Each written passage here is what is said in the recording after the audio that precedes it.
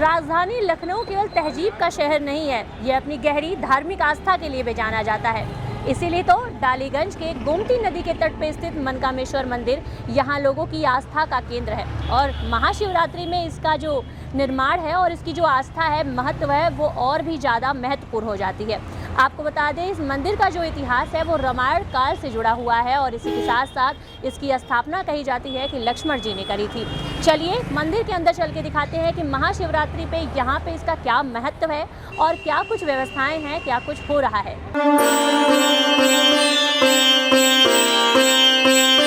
लाखों लोगों की आस्था, हजार वर्षों का इतिहास, तकरीबन न जाने कितनी बार यमन आक्रमणकारियों के द्वारा तोड़ा गया और तकरीबन 500 साल पहले नाग भिक्षुओं के द्वारा पुनः स्थापित, यही है लखनऊ का मनकामेश्वर मंदिर।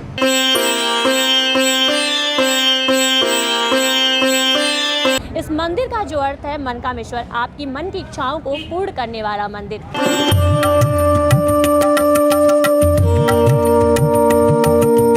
कहा जाता है रामायण काल में जब वनवास खत्म करने के बाद जो भगवान लक्ष्मण थे वो यहीं पे आए थे और शिवलिंग की स्थापना कर रहे थे। कहा जाता था ये करने के बाद उनके मन को काफ़ी शांति मिली थी, इसीलिए इसे मनकामेश्वर मंदिर नाम डाला गया।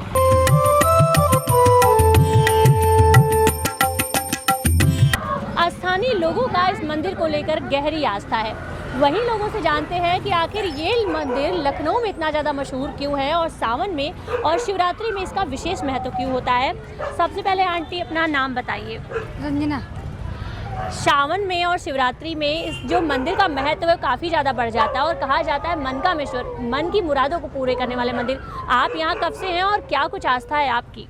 यहाँ तो हमारी अम्मा की दुकान थी, बहुत पुरानी दुकान है और रोज लगती है, बहुत भीड़ होती है सावन शिवरात्रि में और बहुत लोग, बहुत दूर दूर के लोग आते हैं और सबकी मनोकामना भी पूरी होती है। नहीं, यहाँ के लोगों से जानकर पता चलता है कि ये इतना मशहूर क्यों है। शिवरात्रि पे इस मंदिर की अलग ही रौनक होती है, चमक होती है। यहाँ सिर्फ दीप नहीं जगमगाते हैं, शिवरात्रि पे हर हर महादेव के नारे भी गूंजते हैं।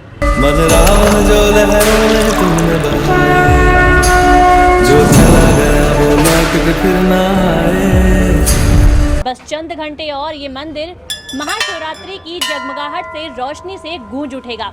बात करें पुलिस प्रशासन की और व्यवस्थाओं की तो यहाँ पे लाखों श्रद्धालु और हजारों श्रद्धालु आते रहते हैं, जिसकी वजह से जो पुलिस प्रशासन है अलर्ट मोड पे रहता है।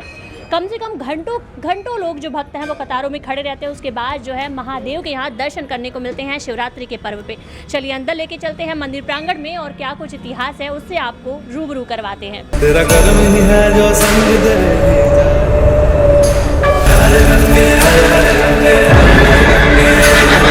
मंदिर प्रांगण में भगवान शंकर के अलावा अन्य देवी देवताओं की जो मूर्तियां हैं वो भी विराजमान है। सावन हो या शिवरात्रि, यहाँ भक्तों का लंबा तांता देखने को मिलेगा। आज की बात करें तो आज भी भक्तों का आवागमन हो चुका है। धीरे धीरे भक्तों की जो भीड़ है वो लगातार बढ़ती जाएगी और शिवरात्रि के पावन अवसर पे यहाँ पे लंबी कतारें आपको देखने को मिलेगी।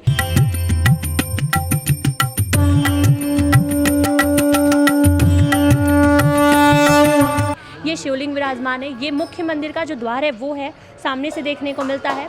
चलिए लोगों से जानते हैं कि मंदिर से जुड़ी उनकी आस्था और क्या कुछ उनका विचार है।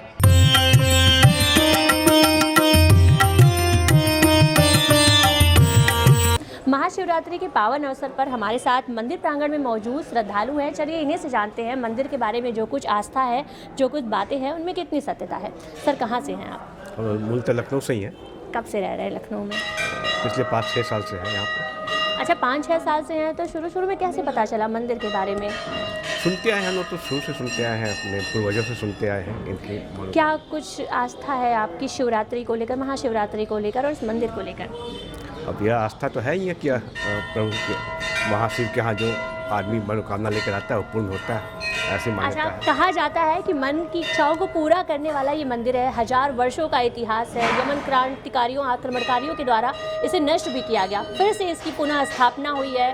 त्रेता रामायण युग से इसका इतिहास चला रहा है। मैम आपको क्या कुछ आस्था है, क्या कुछ यहाँ पे विश्वास है आपका? मेरी शिव में बचपन से ही आस्था है, तो मुझे शिव रूप में मेरे पति मिले, मुझे ऐसा लगता है। अच्छा, ये भी कहा जाता है मन की इच्छाएं पूर्ण होती हैं।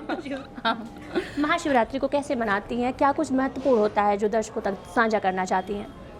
सुबह वही हम पूरे दिन का व्रत करते हैं और मंदिर जाकर शिव भगवान की पूजा। गया वो लौट के फिर ना आए, तेरा कर्म ही है जो संग दे ही जाए। जैसे कि कहा जाता है भोले शंकर भोले भंडारी वो भोले होते हैं, ज़्यादा कुछ नहीं, सिर्फ और सिर्फ बेलपत्र दूध दही शहद से ही आप उन्हें चढ़ाकर उन्हें खुश कर सकते हैं। जितने भी श्रद्धालु थे तमाम लोग, उनका भी यही है, एक लोटा जल और शंकर को आप अपने वश में कर सकते हैं। यानी कि जो भक्त है भोले हैं वो आपके वश में होते हैं सिर्फ अपने भक्तों के कारण।